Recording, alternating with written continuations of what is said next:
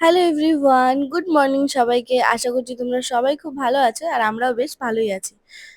এই সকাল সকাল উঠে আমি একটু হাঁটতে বেরিয়েছিলাম, উঠানে গেছিলাম, একটু ছাদে গেছিলাম আমার ফুল গাছগুলো দেখতে।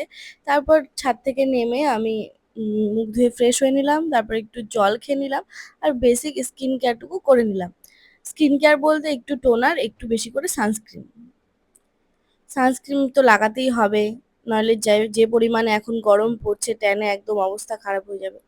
স্কিন কেয়ারটা সেরে তারপর আমি চলে গেলাম রান্নাঘরে সকালে ব্রেকফাস্ট বানানোর জন্য।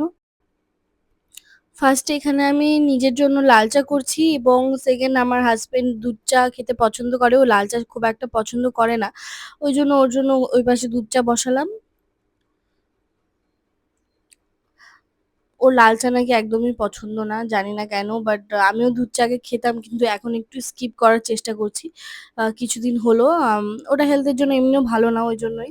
তারপর এখানে আমি কিছু ব্রাউন ব্রেড সেঁকে নেবো একটু বাটার দিয়ে। আর এই পাশে আমার চাটা ছেঁকে নিয়ে তারপরে আমি এখানে দুটো ডিম সেদ্ধ বসিয়েছিলাম। অ্যাকচুয়ালি সকালে আমাদের দুজনের কারোরই একটু হেভি খাবার পছন্দ না, ওই জন্য আমরা হালকা খাবারই চেষ্টা করি। তারপর আমরা এখানে খেয়ে নিলাম এবং আমার হাজবেন্ড প্রচন্ড ফানি, ওর মুখ দেখলে আমার প্রচন্ড হাসি বেরিয়ে যায় কেন জানি না।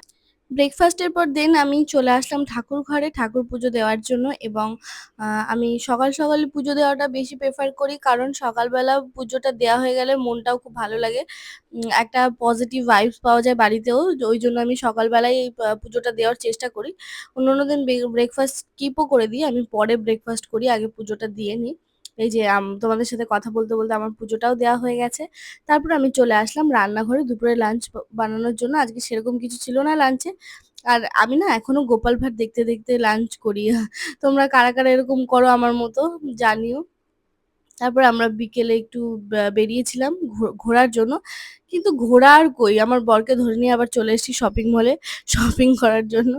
বাড়ির একটা জিনিস নেওয়ার ছিল কিন্তু সেখান থেকে কতগুলো জিনিস নেওয়া হয়ে গেছে। এটাই অ্যাকচুয়ালি হয় এখন কেন জানি না, নিজের জিনিস কেনার থেকেও বেশি আমার মনে হয় বাড়িতে কি কি লাগবে না লাগবে, বাড়ির প্রত্যেকটা জিনিস আগে কিনতে হবে, এরকম একটা ইয়ে চলে। তারপর এখান থেকে আমি একটা লাচ্ছা পরোটার প্যাকেট নিলাম কিন্তু পরে আর আমি খুলতে পারছিলাম না ওটাকে। তারপর এখান থেকে একটা আটা নিলাম, আটা শেষ হয়ে গেছিল, তারপর এখন ব্লিং করাতে হচ্ছে। এখন নিজের থেকে বেশি আগে মনে হয় বাড়ির জিনিসটা কিনি।